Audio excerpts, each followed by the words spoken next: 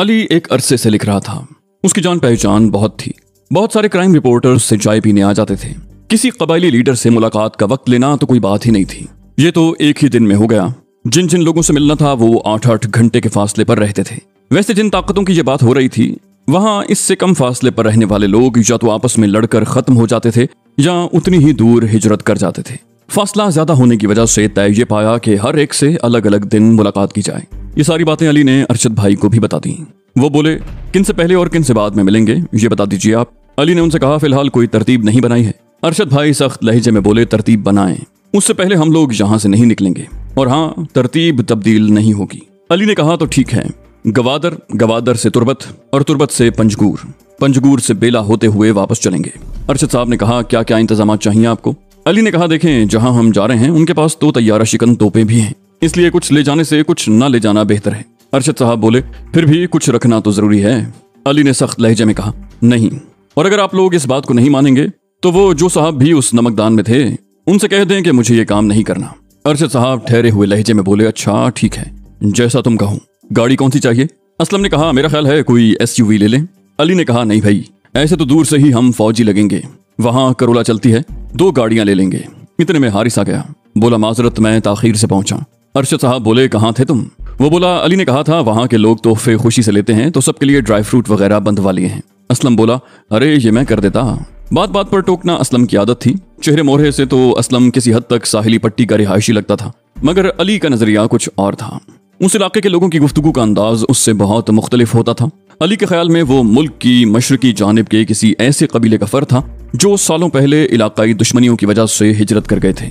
बलोची अहले जबान की तरह बोलता था और कोई ये नहीं कह सकता था कि ये उसकी मादरी जबान नहीं है। अली ने असलम से कहा, नहीं, तुम्हारे करने का काम यह है कि मैं सहाफी जरूर हूँ, मगर कैमरा और दीगर अला बला कभी नहीं चलाया। एक बंदा हमें चाहिए होगा। 3 अखबारों में कुछ लोगों को मैं जानता हूँ, उनमें से कोई साथ चले तो अच्छा है, वरना तुम देख लेना। शाहिद बोला, ठीक है, मगर अव्वल ये कि राजी कौन होगा, दोयम ये कि हम उसको बताएंगे क्या। शाहिद लंबा तड़ंगा दिलचस्प शख्सियत का मालिक था, कमगो था और अपना नजरिया पेश करने में हमेशा एहतराज से काम लेता। अक्सर आदतें अरशद भाई से मिलती जुलती थीं। बाल छोटे और सलीके से बने हुए, चाल और बैठने का अंदाज एक खास तासुर देता था। भाग दौड़ अक्सर उसके अंदर सिगरेट की तलब को बढ़ा देती, मगर वो शायद एहतरामन अरशद भाई के सामने पीने से एहतराज करता। अरशद भाई ने कहा, हाँ अली, मैं भी यही मशवरा दूंगा कि इससे बेहतर है कि खुद ही कुछ कर लें और हम उन्हें क्या कहकर ले जाएंगे। अली ने कहा, कुछ ऐसे लोग भी होने जरूरी हैं जिन्हें कुछ भी पता ना हो।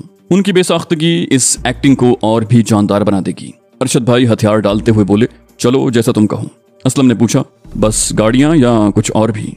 अली मुस्कुराया, बोला, रास्ते में मछली खाने की जगह भी ढूंढ के रखो तो क्या ही कहने। फिर बोला, अच्छा आलिया, आपने भी मेरी मदद करवानी है, आप मेरी असिस्टेंट होंगी, कुछ सवाल आप भी करेंगी। अरशद भाई डायरेक्शन देंगे, असलम और वली तुम कैमरामैन के हेल्पर होगे और हारिस रोशनी का इंतजाम देखेगा। अली ने सबको उनकी जिम्मेदारियां बता दी। सब एक साथ बोले, ठीक है। अली ने कहा, कल सुबह आपके घर से रवानगी होगी। उसके बाद सब उठ गए, मगर अरशद भाई बैठे रहे। सबने उनकी जानिब जवाब तलब नजरों से देखा। वो बोले, तुम लोग चलो, मुझे कुछ काम है, जाते हुए वेटर को मेरे पास भेज देना। सब चल दिए। सब लोग उसी रेस्टोरेंट के फैमिली रूम में अरशद भाई से मिलने आए थे। थोड़ी देर में वेटर आ गया। अरशद साहब बोले, बात सुनो, एक और कॉफी ले आओ और साथ में चीनी भी ले आना, जरा जल्दी आना।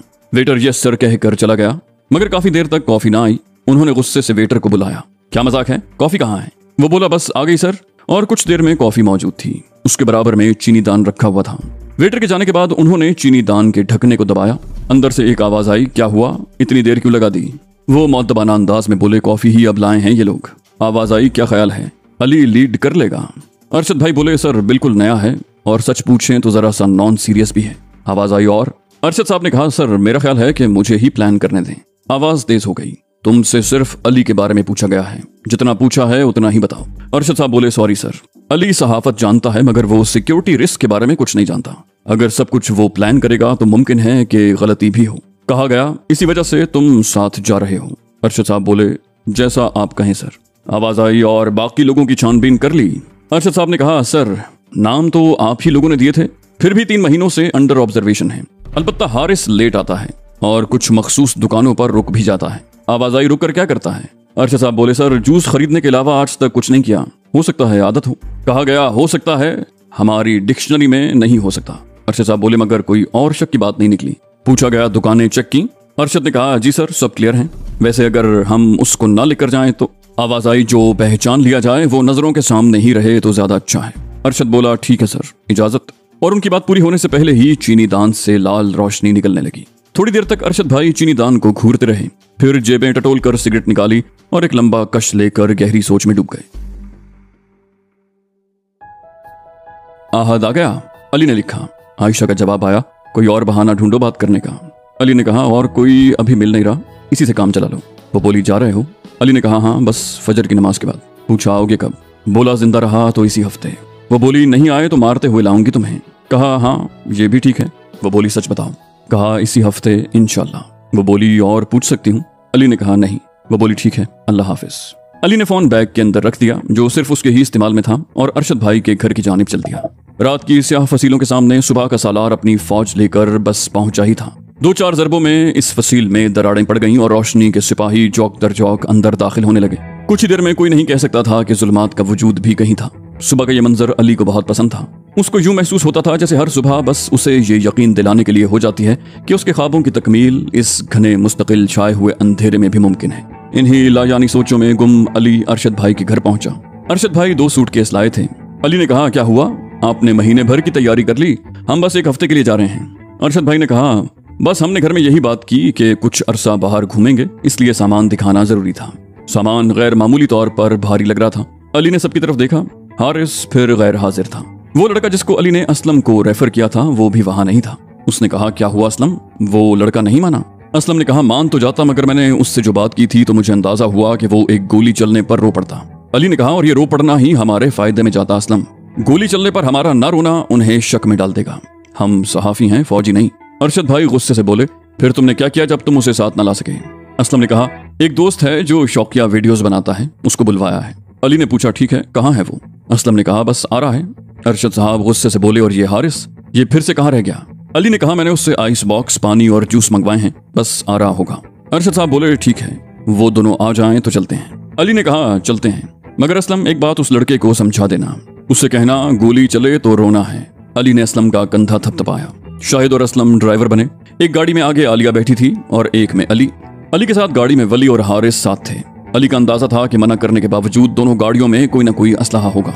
अली ने हारिस से पूछा, आइस बॉक्स में जूस तो है ना भाई? हारिस ने कहा, हाँ हाँ, पूरे रास्ते चलेगा, फिक्र न करो।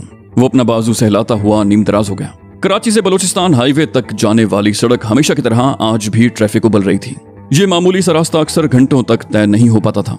फजर का वक्त इसलिए मुंतखब किया गया था कि रश से बचा जा सके, मगर रोशनियों के शहर की सड़कें तो आज तक कभी आफतों और सैलाबों में खाली नहीं मिली, तो आज कैसे मिलती? रोशनी की किरणों ने जब आफ्ताब के तुलू होने की पेशगोई की तो अंधेरा घमंड में इस बात का अंदाजा ही न लगा सका कि सुबह की रोशनी इतनी जल्दी पूरे शहर में फैल जाएगी। कुछ देर के बाद शहर का ट्रैफिक पीछे रह गया और भूरे भूरे पहाड़ों पर चमकती हुई धूप एक दिलकश मंजर पेश करने लगी।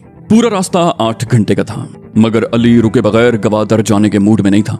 अक्सर लोग एहतियात और जल्दी में बहुत सारी गलतियां कर जाते हैं। यानी अगर आप 8 घंटे के रास्ते में खूबसूरत तरीन मनाजिर पर 2 घंटे बर्बाद न करें तो कोई भी अंदाजा लगा सकता है कि आप किसी और ही मकसद के लिए जा रहे हैं। सब पाकिस्तानी चाहे कितने ही अहम काम पर जा रहे हों तो साहिलों पर रुकना फर्ज ही समझते हैं, और जो नहीं समझते वो ज्यादातर फौजी हुआ करते हैं। शहर की सबसे बड़ी शाहराह 6-7 जगह हिचकोले खाती आखिरकार वहां पहुंचा देती है जहां रोशनियों के शहर का ट्रैफिक खत्म और खामोशियों की वादी का सुकून शुरू हो जाता है। चलते चलते ये सड़क एक ऐसी जगह पहुंचती है जहां बलूचिस्तान की तरफ जाने वाली अक्सर गाड़ियां चाय पीने रुकती हैं।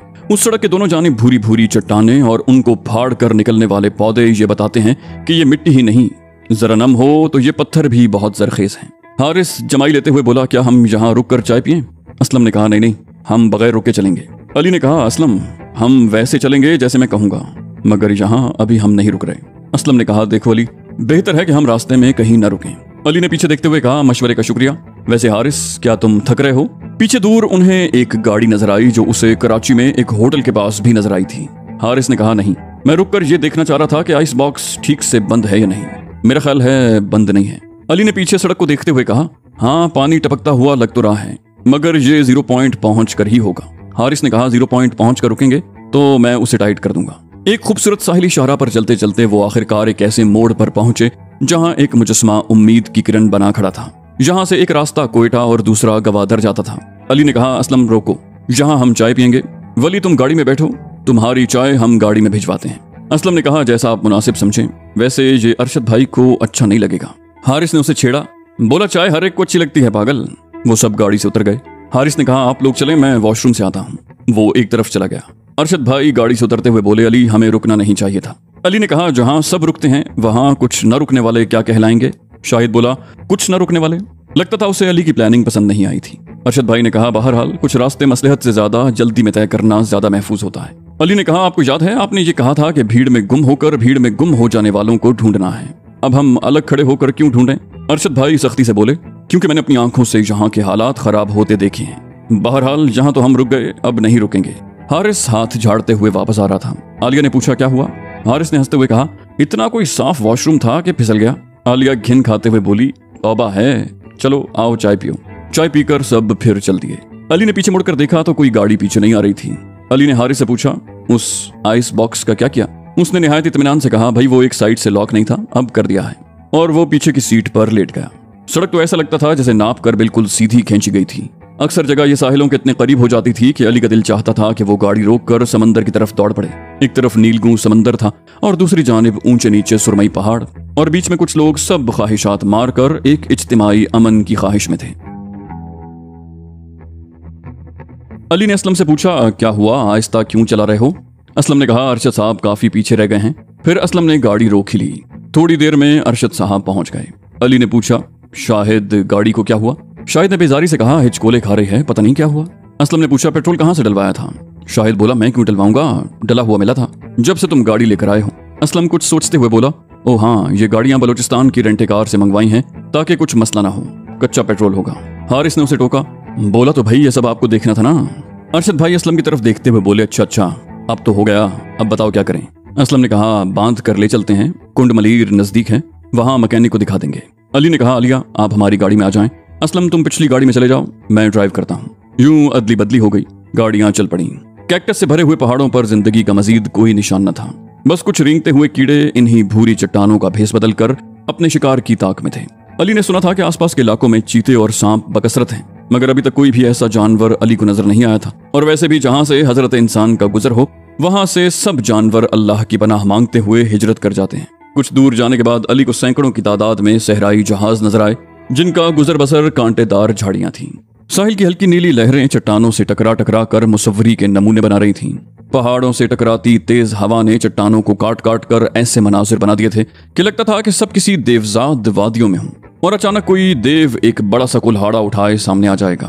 तेज गर्मी और रेत के तूफान में CD70 मोटरसाइकिल पर लंबे सफर करते हुए यहाँ के लोग सख्त चट्टानों से ज्यादा मजबूत मालूम होते थे, मगर दूसरे सूबों के बरखिलाफ मिजाज बहुत मुख्तलिफ था। किसी और जगह आप गाड़ी खराब होने पर खड़े हो जाएं तो सैकड़ों लोग मिजाज पुरसी के लिए आ जाते हैं, मगर यहाँ कोई भी नहीं आया।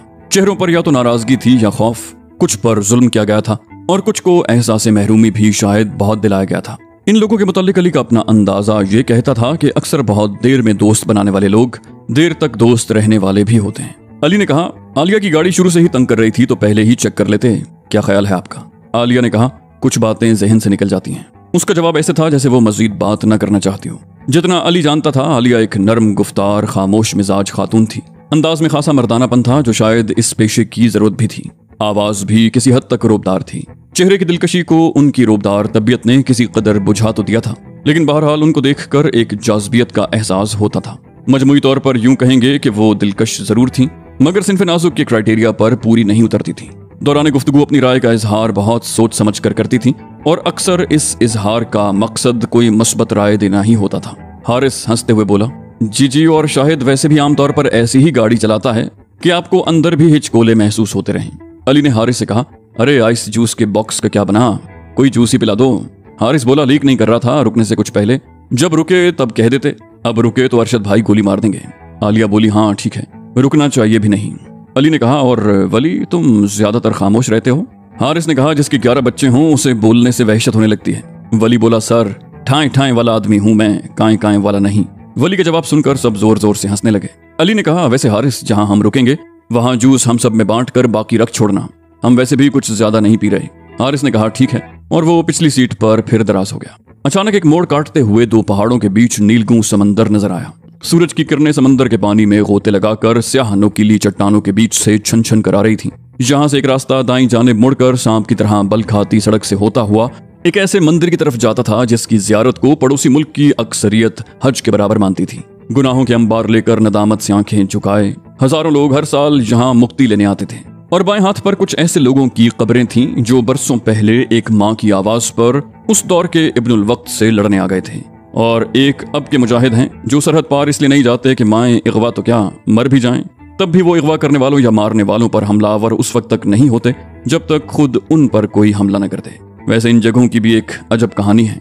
वो आजाद होकर भी वो आजादी नहीं पा सकेंगी जिसको हकीकी आजादी कहा जाता है। खैर छोड़ो, अली ने अपने ख्यालों को खुद ही झटक दिया। कुछ देर बाद अली ने हारिस को उठाया। हारिस, कुंड मलीर की चौकी आ गई है। हारिस बोला, वो हाँ, कुछ बोतलें इन लोगों को दे देते हैं ताकि आइस बॉक्स ठीक से बंद हो जाए और पानी लीक होने से बचा रहे। अली ने गाड़ी रोकी, बोला ठीक है। हारिस उतर कर चला गया और अली अरशद भाई के पास आकर खड़ा हो गया। अरशद भाई ने गाड़ी के शीशे से सर बाहर निकाल कर कहा, क्यों रुके हो? उनके होंठों के दरमियान जली हुई सिगरेट दबी हुई थी। वो शायद आलिया की मौजूदगी में अपनी तलब को दबाए बैठे हुए थे। अली ने कहा, हारिस कह रहा था कि पानी की बोतलें ज्यादा हैं जिसकी वजह से आइस बॉक्स ठीक से बंद नहीं हो रहा, तो क्यों ना हम कुछ बोतलें चौकी वालों को गिफ्ट कर दें। असलम ने कहा, अली कुछ आगे कुंड मलीर का पेट्रोल पंप है, अच्छा था वहां रुक जाते। अली ने कहा, हाँ ठीक है, हम पिकनिक पर आए हुए हैं, इसका तो ख्याल ही नहीं रहा। वो वापस गाड़ी में आ गया। हारिस पहले ही गाड़ी में आकर बैठ चुका था। अली ने जाते जाते हसरत भरी निगाहों से शोहदा की कब्रों और दूसरी तरफ जाते हुए कदीम और तारीखी मंदिर के रास्ते को देखा। एक वो लोग थे जो उस पूरे इलाके को निस्त नाबूद करने की कुदरत रखने के बावजूद सिर्फ अपना हक लेकर और हक को कायम करके वापस चले गए। शदीद इख्तिलाफात के बावजूद तारीखी इमारतें वैसी की वैसी मौजूद थीं। तलवारों की तेज धारों से फितना जरूर खत्म हो गया था, मगर वही तेज खून आलूद तलवारें नजरियात खत्म करने के लिए इस्तेमाल नहीं हुई थीं। इसके लिए बस शुस्ता तबीयत, धीमा लहजा और एक नर्म मुस्कुराहट से काम लिया जाता था। छूतों को जब फातेह सरदारों ने गले लगाकर अपना कहा, तब पहली दफा उन्हें एहसास हुआ कि शूदरों समेत सब इंसान एक हैसियत के ही पैदा होते हैं। एक वो थे मफ्तूह, दुश्मन को गले लगाने वाले, और एक हम हैं, आपस में ही लड़ मरने को तैयार। ये सोचते सोचते अली उदास हो गया।